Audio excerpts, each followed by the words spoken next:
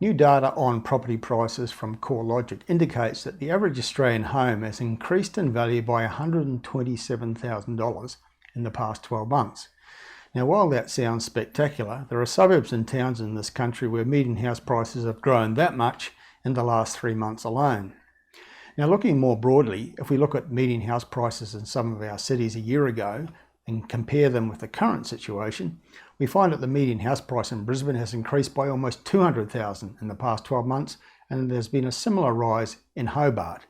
And in Sydney, the median house price is now $360,000 higher than it was a year ago. The latest price data up to the end of November reveals that Australian house prices show no sign of slowing down. There was a further increase of 1.4% nationally in November, led by a 2.2% monthly rise in the combined regions. Growth in median house prices in November was led by a 3.2% rise in Brisbane, followed by Adelaide at 2.6% and regional New South Wales 2.5%.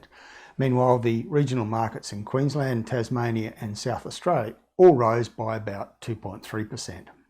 In the latest quarter, house prices across the nation, on average, rose 4.7% nationally and units by 3.2%, while in annual terms, house prices are up by almost 25% and unit prices by 14%.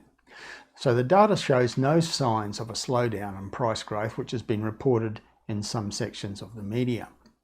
Annual growth in house prices is being led by regional Tasmania, regional New South Wales and Sydney, which have all risen by about 30% in the last 12 months. Other jurisdictions with big increases include Brisbane, Canberra, Hobart, Adelaide, regional Queensland and regional Victoria. They've all increased by between 24% and 28% in the last 12 months.